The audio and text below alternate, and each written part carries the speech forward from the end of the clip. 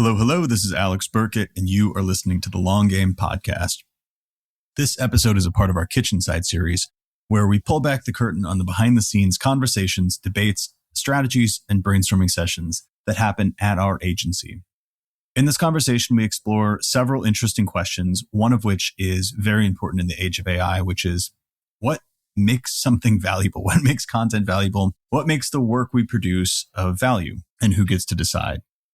We discuss why the debate over AI produced versus human produced content is interesting, but misses the deeper issue, how companies should think about measuring quality instead of merely production methods, and why customer understanding may be the most durable competitive advantage left as creation and execution become commoditized.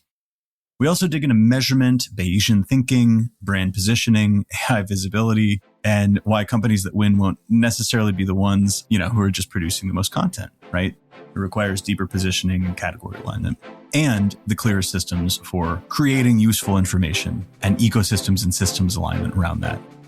So without further ado, here is the Long Game Podcast.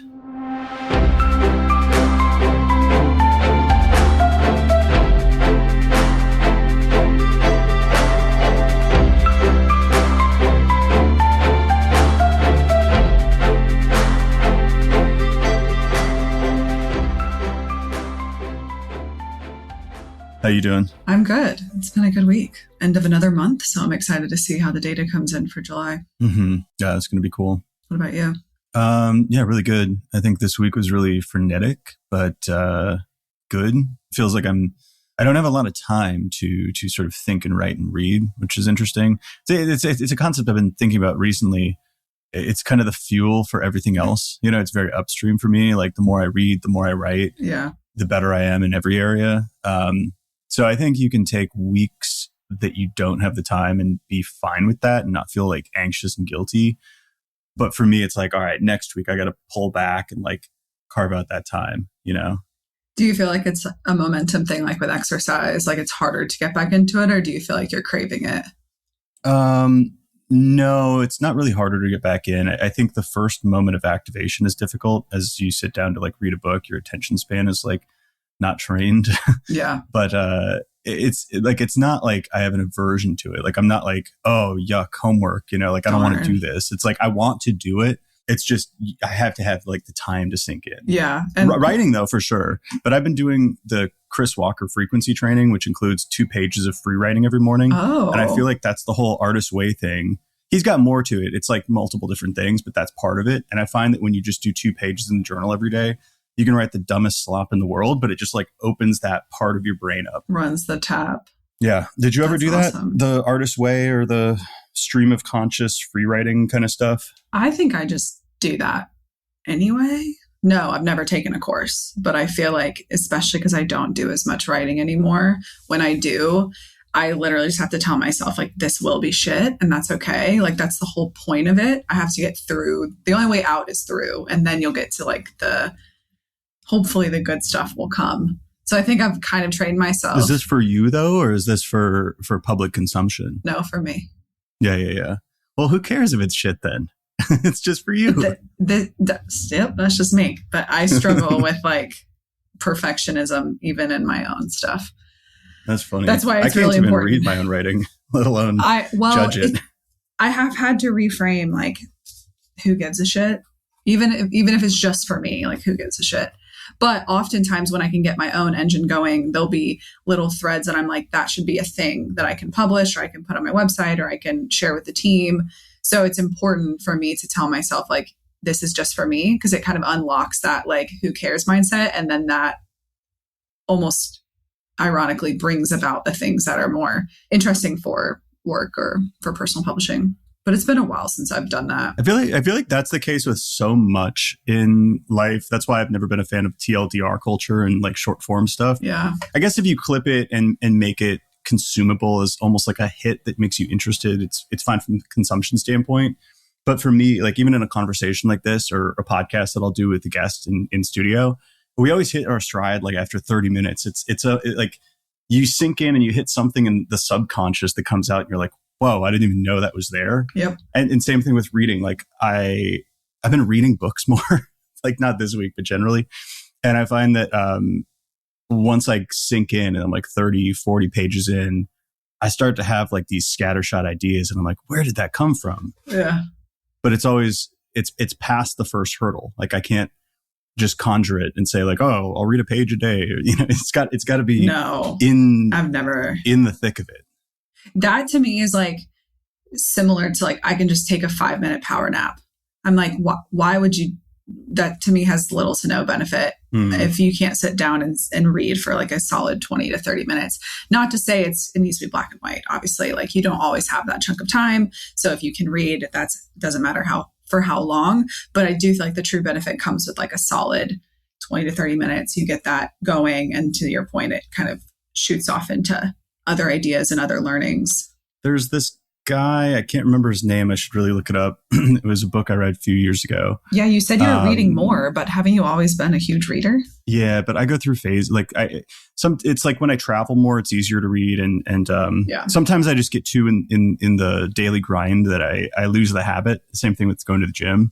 Yeah. What are you going to bring for your flight to Mexico City? Do you have one? What's that? 2 weeks from now? It depends if I get through this book here.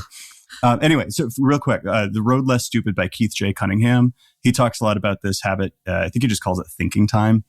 That's like the main thing in the book. But he basically advises just sitting on the porch and just thinking. And you got to do it for like a long time. Yeah. But anyway, the book that I'm reading now is kind of harkening back to my first love, which is decision theory, analytics, statistics. And it's called How to Measure Anything. Finding the Value of Intangibles in Business. And it's by Douglas W. Hubbard. The thesis is quite clear. It's that you can measure anything. Like we often come up with these excuses for like especially in business, it's very pertinent now with AI visibility, actually.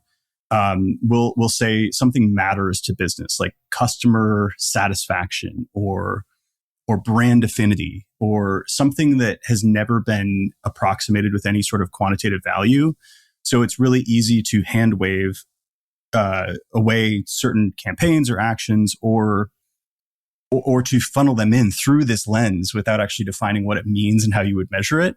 But his theory is that you can measure all of this stuff. And it actually, as long as there's like uncertainty in a decision and as long as there's risk associated with the outcome of that decision, there is usually value in measuring something that can reduce the uncertainty of the decision, you know?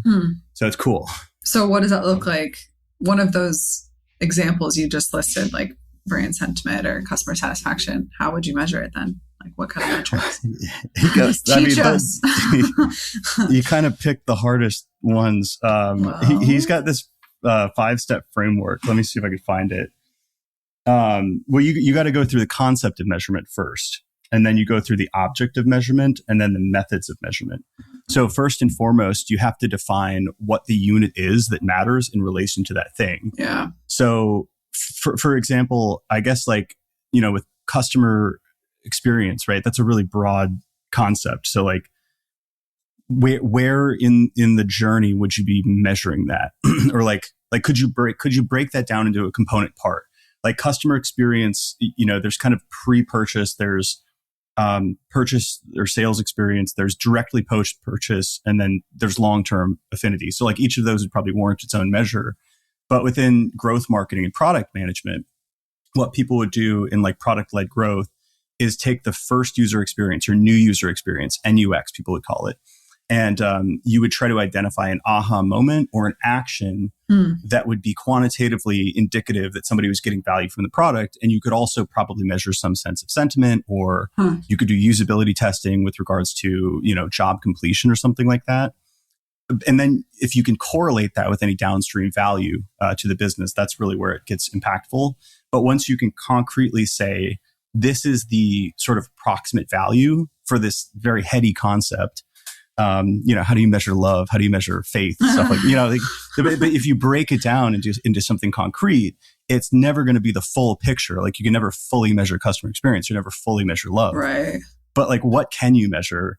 And then you start to, you know, think about like methods and how useful that is. Does he speak to like leaving room for subjectivity for each specific company or whatever entity is doing the measuring? Because like you said, I know love is kind of this obscure example, but like I'm sure that is different, like in the eye of the beholder.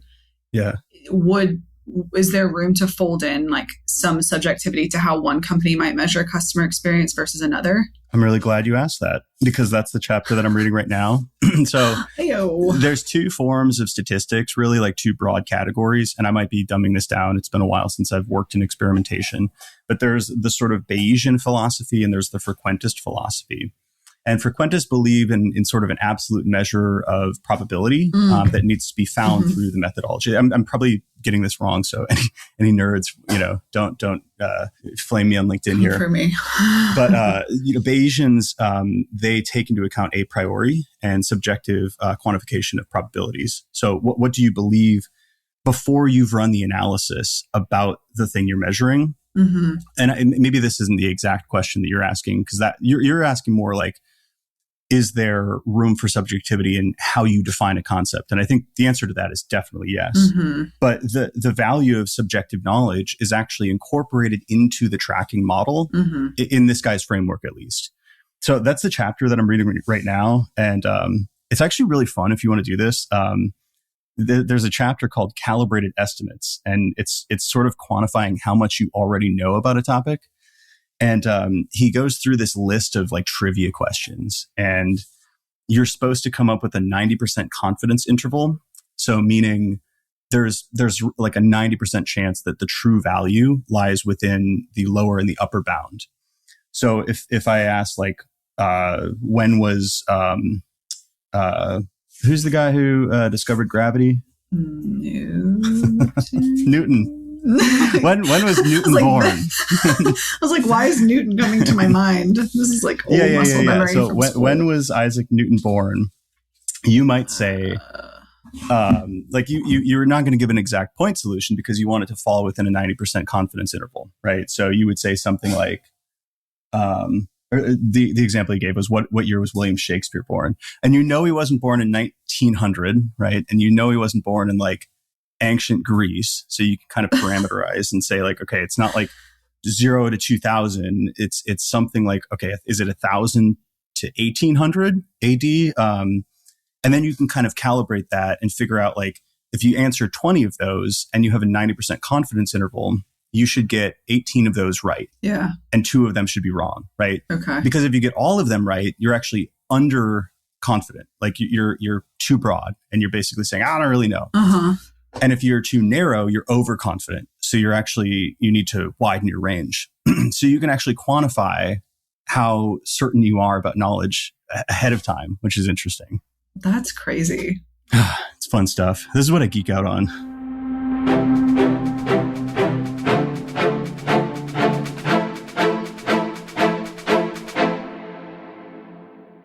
Well, I guess the next question is, should we measure everything? You're like, I feel like I'm a spokesperson for Douglas Hubbard. Well, no, I mean, like we mentioned like the most... He talks about that too. Like brand awareness. I will never forget writing the ultimate guide to brand awareness at HubSpot, pillar page, 10,000 words. And I grappled myself with that question because I was like, I feel like I need to be exhaustive on this topic. That was the whole point of that program.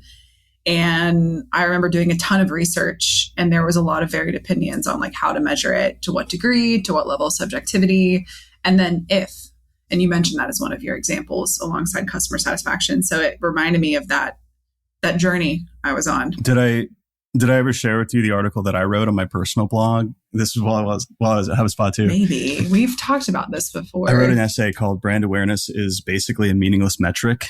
Here's why. And it was basically because nobody has defined concretely what they mean when they say it. So it's very much I found it, 2019. Finger in the wind. It's usually used as either a justification for a failed campaign, right? It's like, if your ad campaign didn't perform well from a revenue perspective, you say, well, but it increased our brand awareness. And you're like, well, what does that mean? Right. And you're like, is that the impressions? Like the number of people who saw your ad on LinkedIn, does that mean that they're now aware of your brand? I don't really think so, right? So it's how you define it. Yeah, but it's definitely a thing. It's a thing, yeah. Like it's a thing that Well, it's a real question that marketers in the 20th century kind of grappled with, and they mainly did it through brand recall and recognition surveys. And I've heard this coming back around with AI visibility. 100%. I actually think AI visibility is like a digital brand recall survey in some ways. I remember like the mirror. Yeah, we talked about this last episode. So that's why it's top of mind for me again, because it's like, is AI visibility and brand awareness, like, do they run in parallel? And I mean, I think the quick answer would be yes, but I don't think that brand awareness ultimately, like brand awareness in terms of like billboards and all the classic ways of looking at like how well is a brand known, is not a direct determinant to AI visibility. Like AI visibility is a lot more obviously technical, digital in nature, mostly off page in nature, and it's more of a consensus, harder to pay for and hack. Sorry to interrupt, but I actually think you're getting into something pretty important with AI visibility. But to reference your question before on, is it worth measuring everything? Should you measure anything? The answer is no. Basically, there's a utility versus cost trade-off with anything. So it's like you think about expected value. And if the cost of collecting something supersedes the reward that would be gained by reducing the uncertainty of the decision, it's not worth it, right? It's a pure cost benefits analysis. Yeah. Or if you're not going to do anything with the information, why? Then it's like, why would you measure it? You're just go do the thing you were going to do, right? Yeah. And I think with the billboard question, that's interesting because AI visibility in aggregate is probably one of those things where you're like, what are you going to do with the information? Try to increase it? Like you were going to do that anyway. And with billboards, like that's kind of an input campaign with an outcome goal of more people, not just people, but ICP and like your prospective customers knowing who you are. Yeah.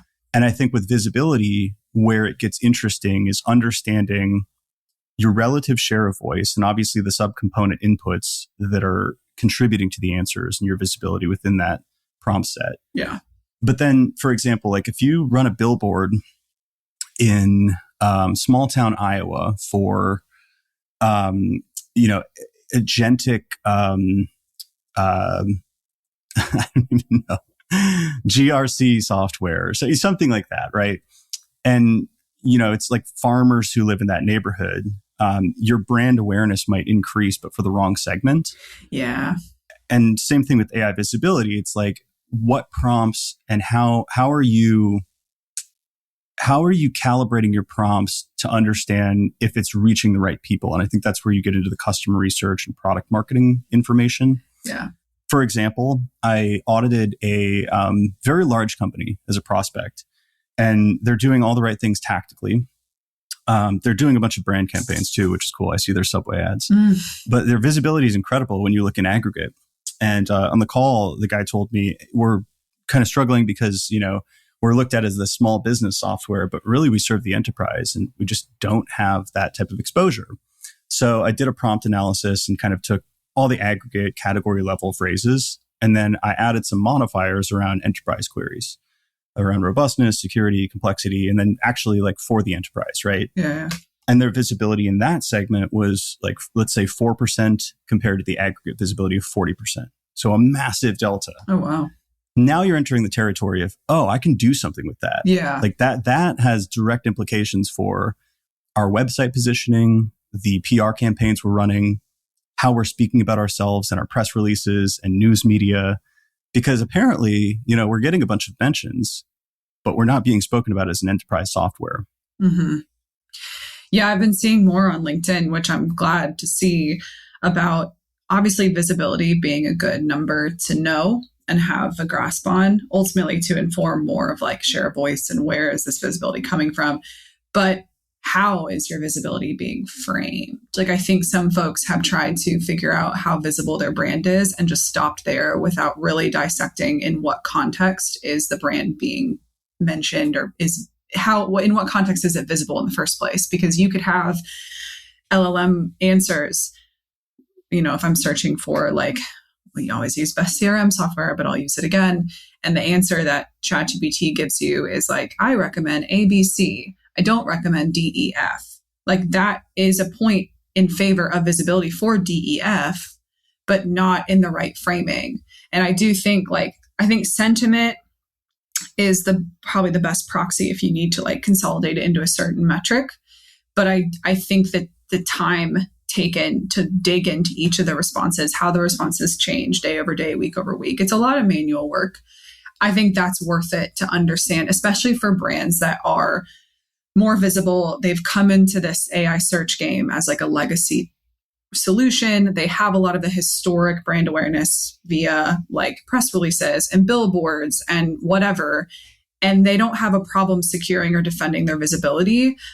But now I think it's more of a sentiment game. Mm-hmm. And that's kind of, there's like it's a two-sided coin when it comes to being an older, I don't know why I keep using legacy solution, but I'm talking about like folks that have been around since before the internet, or like early days where their tool has gone through a lot of iterations, a lot of positioning changes, a lot of ICP changes, and they don't have a problem getting mentioned. Like they're very well known across the internet, but they are battling smaller, more nimble competitors. They're battling almost more so years and years and years of content and years of third-party publishing, that most people are like, oh, I don't have a problem with third-party visibility. I'm good. It's like, nah, I would take a beat and try to figure out what all that looks like. Because if you put yourself in the shoes of your ICP, I'm assuming buyers are so much more educated now. Like they pretty much pre-qualify before they even reach out for a demo. And you could be accidentally disqualifying people if you've got the wrong information out there or the wrong positioning, or you haven't done more of like the defensive sentiment work to change how you're framed in an article or a listicle, or even going back to like classic press. That's where I think some of the larger companies, I wonder, okay, I'm visible, I'm good. And that's what they're rolling up to their board, which is not necessarily a bad thing. It's just not the full picture. And I think it really dismisses the individual like buyer experience, where what people are seeing as that first response or first or second response in chat, they're probably going to run with that when they're doing their consideration research. Because, based on some research we've done, B2B buyers still confer with their network, but they're probably doing that shortlisting before they confer with their network. So if you're not part of that initial list in a positive way, even if you're visible in that response, you're probably not, those folks are probably not going to go deeper in figuring out if you're the right solution for them. Because I know one of the things you prepped today was, if this AI visibility produces no click-throughs, how do you know it's working? And I do think like it's not the full picture of if it's working or not. It's just one piece, the visibility metric. Yeah, I very much don't think the clicks are a great approximation for value nowadays, but I've got a newsletter in progress on that. I actually, before we jump into that, you hit on something that was also a prepped question. And the prepped questions, by the way, are all from sales calls. Yeah, it's all good. From like voice of customer. So one was talking about actually battling an incumbent who had a 15 plus year head start and has 4 times your domain authority. And what I came to as you were talking is that is a double-edged sword for that incumbent. And actually, it's much more powerful from an SEO standpoint, because if you've got that domain authority, you've got like the classic website authority, that facilitates, publication and ranking. And on those pages, you can kind of sway the narrative in a new direction. Like, let's say, you were a certain positioning 15 years ago, and things probably have changed since then. Oh, yeah. So maybe you've introduced AI features into most of your products, right? And with SEO, those advantages, they don't have any downsides. But with AEO, I think that it's a harder ship to steer. It's like you're in a barge or a massive mega yacht. Oh, yeah. And like, how do you steer that 15-year history of podcast mentions, of news media, of press releases, of, like all of that stuff. So it's kind of a double-edged sword with that. And I don't know. Yeah. It's like almost the new competitor has like somewhat of an advantage or a sliver that they could slide in through there. Well, think about how you interact with LLMs. I'm not using 2 to 3 word keywords. I'm giving it a pretty clear, specific prompt, especially when I'm on my own buying journey. Like, I kind of know what I need. I know how to qualify myself. And so I'm searching for a pretty specific list of things or tools or whatever it is. Even when I'm searching for like clothes or shoes, like I kind of give it a bunch of information. And when you're a smaller company just ramping up, you're nimble, you're fast, you have that mindset of just like almost back to like classic growth hacking where you're just doing what needs to be done. That marketing team, if they can get real specific for different parts of the buying journey, different parts of the ICP profile, they have a better chance probably of coming up for really specific prompts or queries in LLMs. I think obviously larger companies have a longer history, probably bigger budgets, but yes, they are working against massive tides of change, probably a lot of like internal stakeholders, which are going to slow things down. Like our client list is from tiny teams to big teams. Like we see it all. And it's not uncommon for the larger teams to take a little bit more time to make decisions, figure out who's involved in what projects. Legal's probably involved as well. And you've got to go back and do a lot of, imagine running a content refresh program for content that's not your own. Like that's a pretty tough initiative to run. Not impossible, but it's a lot of outreach, a lot of figuring out, okay, but what should they say instead? Like that's almost harder than launching an outreach program from scratch and creating your positioning out in the world for the first time, and influencing the probability of you being mentioned in the way you want to be mentioned. So I'm agreeing with you ultimately, but it's an interesting battle, I'd say, depending on how big your company is. It also paradigmatically shifts how you approach startup growth, because there's the incumbent thing. Actually, just real quick, it reminds me of if you're a band, like how Bob Dylan came out and had electric guitars and everybody was like throwing a fit because he was the acoustic folk guy. But if he just came out with electric guitars and no one knew him, like no one would care. Exactly. Right. So he had kind of a legacy to care about. So that's kind of the incumbent problem. You've got so much history that people expect a certain thing, if you're SAP or whatever. Yeah. But startups were built on a sort of agile methodology. Like pivots are not a downside. Pivots and iteration is actually how you kind of like wiggle your way into a successful outcome. It's like a startup is a hypothesis and you have multiple shots on goal and iterations. But there's almost a risk to that now if you're kind of building up too much exposure in any given hypothesis, and then you kind of pivot from that. Yeah. So I don't know if I can name the name. It's a client we've worked with in the past, and they're very smart, but they've kind of shifted markets over the past, let's say, 8 years. And they have really good awareness within a category that they no longer serve. So let's just say it's around personalization. It's for marketers, right? And they've kind of shifted towards a sales persona, and there's a whole new category that they're trying to enter. And I caught up with the person who's running a point on their organic program now, and we kind of, tossed around ideas and, what's working, what's not working. And a lot of what he said he was doing is just reaching out to like thousands of companies to say, hey, can you update our description on this page? Or like, 100%. Can you remove us from this page? Like, this is actually no longer what we do. So it's very much like plumbing and cleanup work. It's not even like the creative campaigns you would think about. What kind of on-page stuff are they doing to help with that? Well, they've done a redesign and they've shifted their homepage messaging and their solutions pages. So all of the core, I would say, website strategy and product marketing work is in place. But that's the thing, and that's the thesis that we talk about often. Is it's like you've got your website and that's the claim. But then if no other websites back that up, if you have no cohesion across the web, it's like a pebble on the beach. It's like there's so much other data points that are pointing in a different direction. Yeah. So like your semantic, your entity it's not what your website says according to everything else. Yeah, like brands don't own their own narrative anymore, which is daunting. It's a whole different ballgame.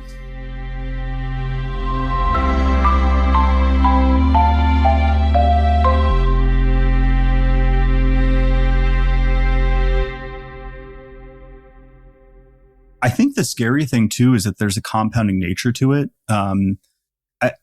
We're smart, we're very prescient, but we picked a one generic name. So we didn't pick like a name that corresponds to any sort of service line, right? We're not like Content Factory or CRO machine or anything like that. Yes. We're omniscient, and we deliberately picked a category that speaks to SEO and content. People kind of read themselves into it, but it doesn't say it specifically. So organic growth, right? So we have like evolution potential.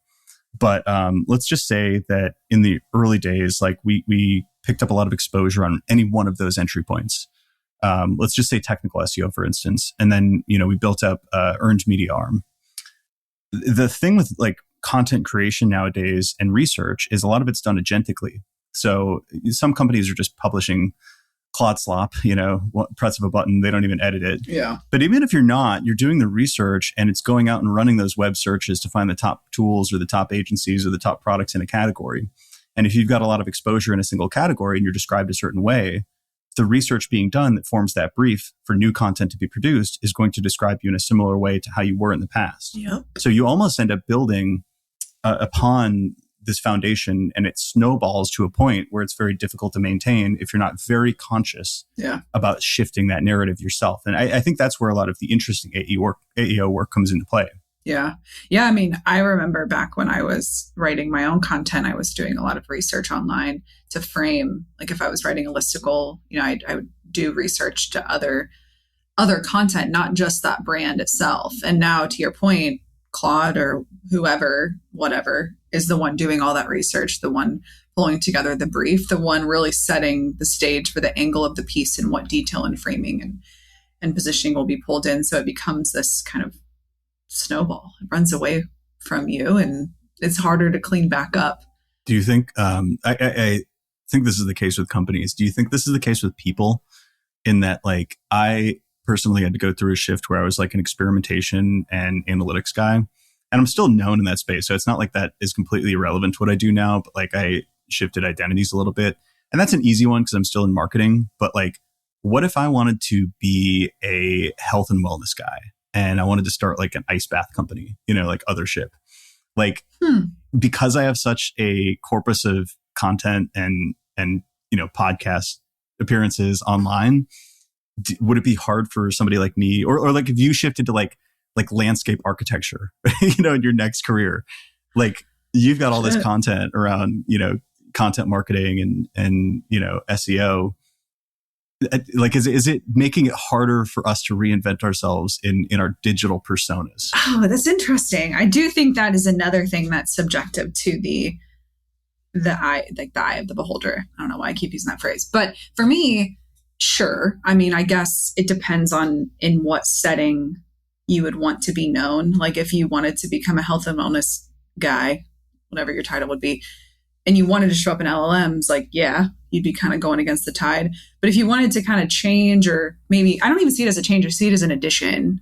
Like you would then also be doing health and wellness stuff. I know a lot of people in our space that have written books, they're authors, they have other hobbies or artistic pursuits. And I just see it as kind of an addition to who they are. You're talking more, I think, about a massive career shift. But yeah, I mean, I guess it would be a matter of kind of, I don't even know if it'd be a personal repositioning. I think it'd be a personal like enrichment where you would add to like what you have done in the past and maybe expand your content repertoire, be on more pointed podcasts about health and wellness, add quotes to thought leadership pieces, and it being kind of you're expanding your realm of genius than completely replacing. I don't know how this would apply to a company unless they were adding on a new product suite or something. But I do think, like, to your point of the friend you have who's kind of changing their whole positioning, you do have to have a full swap or you're not going to really show up. I'm assuming they don't want to show up for their old category. Well, because they don't want to incorporate their old story into their new narrative, right? Whereas, like, I think your point on personal brand, that makes sense to me. And actually, I think you could apply it if your journey as a company is additive and correlative. So like HubSpot came out with inbound marketing and they had a relatively finite set of tools, and now they're kind of known as CRM, and now they're, just kind of an all-in-one front office software. So I think the intentionality around narrative and positioning is still important. And I think you can kind of get creative with how you tell your story. In the personal brand sense, it's like you kind of just broaden your envelope for how you describe yourself. Yeah. It's like maybe you started as a freelancer and that was your identity. And then you built an agency and now you're an agency owner, right? That's kind of like a crystallized version. Yes. And then, if you do 2 or 3 more businesses, now you're an entrepreneur. Yeah. And if you write a book, you're an author. Entrepreneur and author. Yeah. Yeah, exactly. So it's like, but you can fit all of that within the bucket. And then each past data point is still representative of that holistic gestalt. Yeah. And I don't know, I think it doesn't matter in some grand philosophical sense. It's like we are who we are. But then like my pragmatic sense says that like if you want to connect with any market or other people, like people do need to kind of label you and like fit them into in their brains somehow, you know? Yeah. Yeah. I kind of like the idea that we're all like Russian nesting dolls. Like we just accumulate new layers and we don't ever lose the old versions of ourselves. I would imagine if you had a pretty chaotic career where you were like, I'm a chef and now I'm a tech entrepreneur and now I'm a fitness guy, like that would be kind of hard maybe to calibrate online. But I've always seen personal branding as an accumulation of all the cool shit you do. So, and if you wanted to layer on a whole new career path, you know the playbook. So. I feel like there's still, I mean, this is where, again, storytelling and narrative as a skill set actually becomes concrete. Like, I'm thinking of, do you know Robert Greene, the author? Yes. What did he write? His most famous is 48 Laws of Power, but he wrote Mastery and Laws of Human Nature. He's an incredible author, and he's very steeped in like historical research to back up some of his laws or principles. But for the 48 Laws of Power, I remember listening to him on a podcast, and he spoke about how he had worked at some like 40 jobs in his life, like just an insane array of like, he was like an assistant and like in a restaurant. Like, I don't even remember what the jobs were, but they were all disconnected. And the way he described that in relation to his identity as an author is, I saw the backside of every type of organization, and I saw the same power laws play out in every single one of these. And I looked back through history and I saw the same things in Napoleon and all of these people too. And therefore, I can distill these things as universal. Like, it's not just this company that I worked for. I'm not just describing HubSpot. I'm describing human nature, right? And he incorporated that into why he was the right author for that book. Yeah. So like all those jobs he had, I would still probably classify him as an author, despite having all those jobs, because it was all part of, it sounds like research, like all his information gathered. Yeah. I don't think he would probably put like that he was a line cook in his author bio. Right. Yeah. Line cook and author. It's fascinating.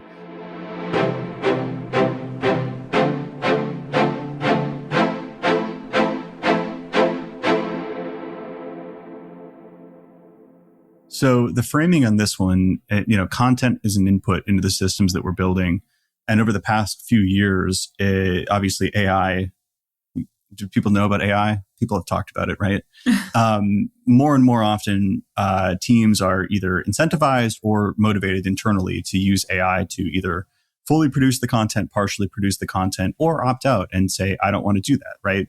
And I would say over the past year, that's accelerated because Claude and Anthropic specifically have made agentic tools much more accessible to non-technical folks. Yeah. So it's functionally easier to build briefs and content and align it with brand voice and actually make it passable, right?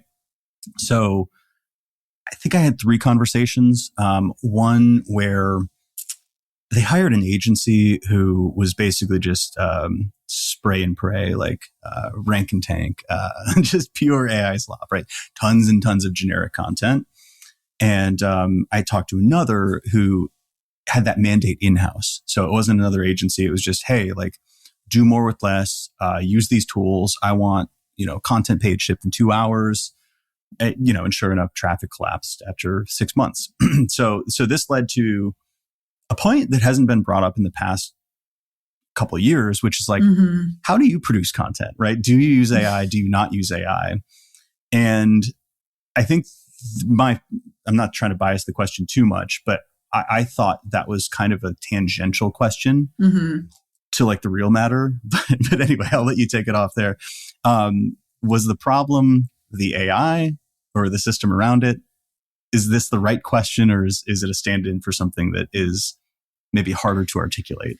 I think the first question, did AI break or did the system break? I think it was the system. I think ultimately what people care about is that the content is teaching or telling something new or of value. So it doesn't really matter, in my opinion, who writes it. I do think it's unwise to ship with no human QA layer whatsoever.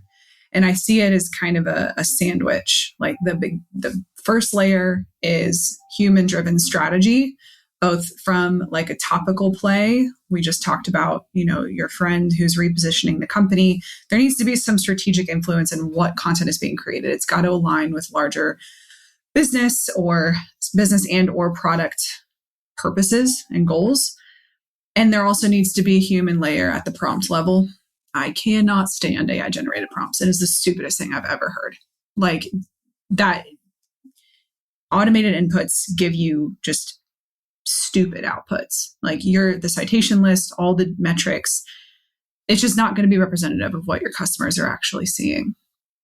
So human at the beginning, AI for the content, and then human at the end. QA layer, making sure that the content is actually teaching or telling something interesting. And there needs to be a QA layer of where is this coming from? Like what are the sources to this piece of content? Original proprietary research, positioning documentation, customer, like voice of customer.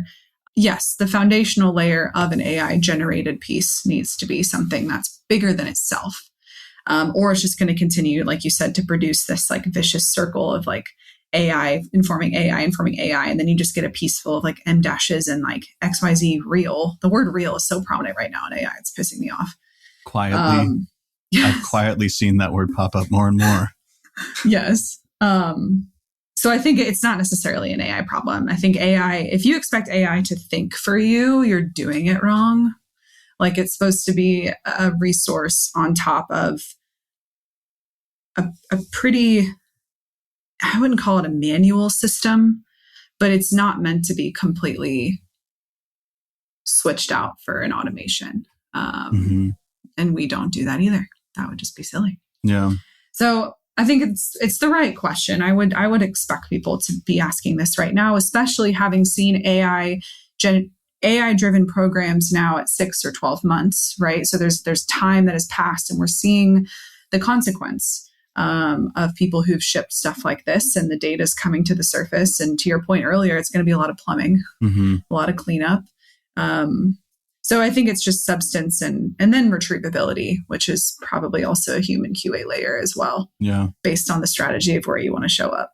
I think it's a good question in that it's a heuristic to approximate something deeper, but it doesn't actually ask the question that people care about. And I'll get to that in a second. But it's like, if you don't have the full depth of understanding as to the components that make content successful, you ask something that could approximate at least the bottom half that you want to avoid.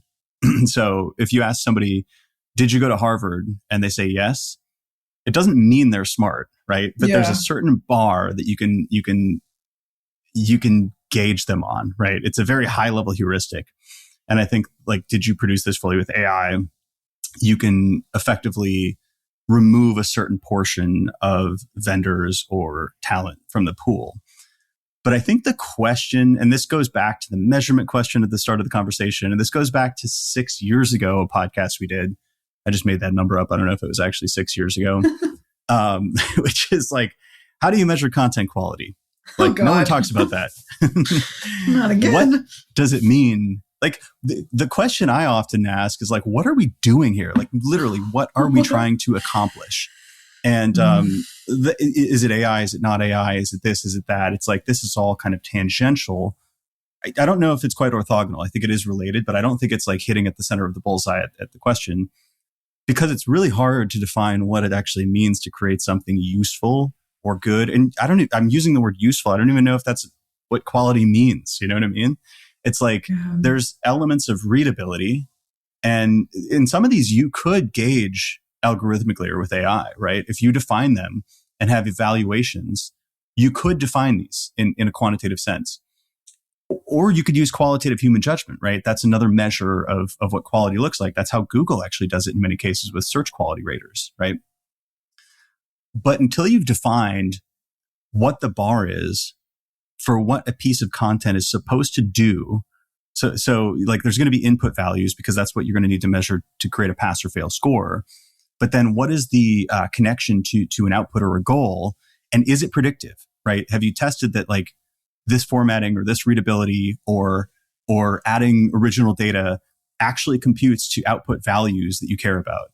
And once you've defined that, then I feel like you can get really creative with if it's human written, if it's fully AI written, if it's human in the loop at this section in the middle or this part at the start. Like where you do it is probably very bespoke to the company. Yeah. But I find very little conversation around actual definition of quality. And actually, I'm going to borrow a point here. It's not fully JH's idea, but JH did talk about it, so I have to give it credit where credit's due. But he was on Ross's podcast, Siege Media, and he's like, did you think like SEO content was good before AI came out? He's like, most SEO writers were not like producing world-class quality content. So he's like, we're kind of doing the same. Many companies are doing the same thing, just in a much cheaper way. So it's like, like there's morality in pitchforks now because it's not humans doing it, but it's like, was what we were doing before really that much I was better? part of those programs and it wasn't. I mean, that's part of the reason why I built the thought leadership program at HubSpot, because I got so effing bored with just regurgitating information that was online. Like I remember I was talking to somebody, it was one of the people on my leadership team there. And I was like, how can we be sure that the traffic that we're generating isn't in part other writers that are looking at our content for their content? And they're like, don't ask that question. And I was like, oh, it's a taboo. Yeah, because it's like everyone's just using everybody else's stuff and we're just regurgitating. Like this was the height of it. This was like 2019 through 2021. Mm-hmm. And that was before AI, like right before AI, but toward the end of like it's just everyone was writing the same shit. What is X stuff? Yeah, I mean, to me, it's just so, I can't believe I'm saying this, so subjective to like knowing your audience. Mm-hmm. Step one, know your audience. I make fun of it all the time, but I just think people are asking the wrong questions right now. And I think everyone's really tired. Mm-hmm. Spend a little bit too much time on LinkedIn. You're like, I don't want to be on the internet anymore. Like you just get so overwhelmed. And then your bosses and your board are like, what are we doing with this? What are we doing with this? Like you have 2 months to get this metric up. And it's like, okay. And then you've got a whole swath of change management happening at your company. So you've got to manage internal policy. Everyone's just really tired. Mm-hmm. So they're like, let me just get stuff out. So then you kind of lose the plot and you're like, how do I ship these things that my competitor is doing or that I feel like I should be doing or my boss saw online of this obscure person doing? So it's like, I can't blame folks for asking the wrong question, but it takes, what we're trying to do is shortcut channels that require patience, but patience isn't really rewarded right now. And it's you can't really afford to have a lot of patience right now. So it's a very hard and everyone's kind of warring with themselves. But I do think like, whoever, I was going to say content marketers, but I don't even know if that job exists anymore. Whoever is responsible for content programs to spend 2 weeks with customers. Like I haven't heard of a team that's done that recently. Mm-hmm. Like having calls, sitting down, learning, even from failed prospects or failed demo calls. Like why didn't you sign? I think self-reported attribution is helping a little bit with really getting into the head of the customer. And I'm sure there's customer success teams on the back end that are trying to save churned situations, but there's this really, really meaty middle ground where I think that not only will help figure out what should we create and why, but to your point of like, how do I define quality through the lens of these people, these real humans? Maybe humans aren't reading all the content anymore, but they're finding you through that content in an LLM. I'm obviously ignoring the layer of retrievability and machines have to be able to find it, blah, blah, blah. But there's still people on the other side of this. And it sounds so simplistic, but I do think people, to your point, are not asking the right questions, getting all tangled up in the wrong things.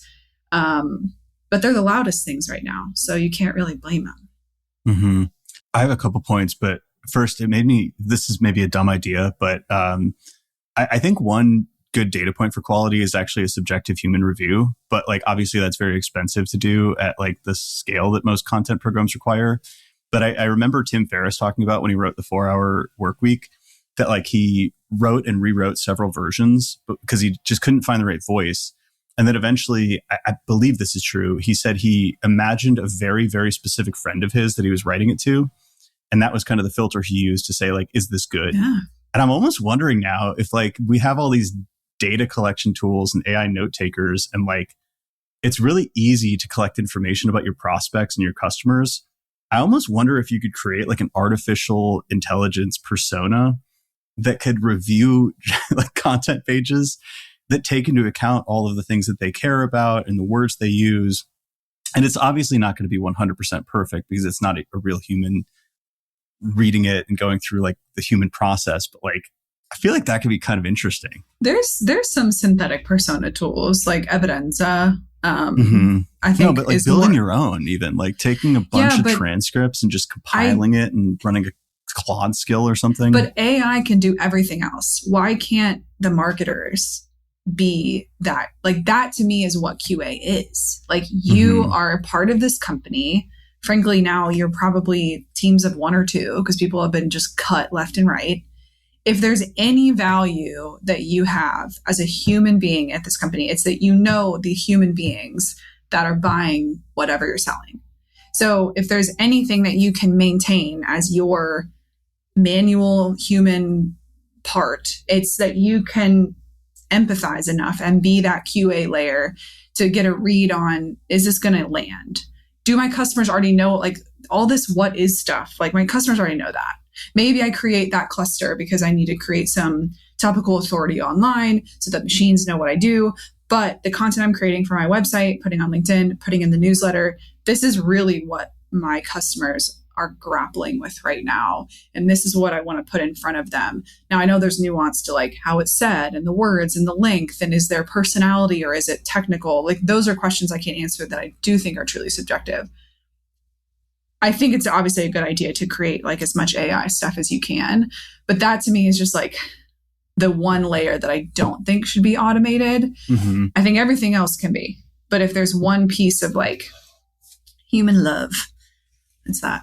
I am curious though, like I don't know the answer here, but what if we took like our past 50 closed won deals and the conversations that we recorded and have the transcripts and like made a synthetic persona and had it review our website copy and then ran a test with Winter on real people?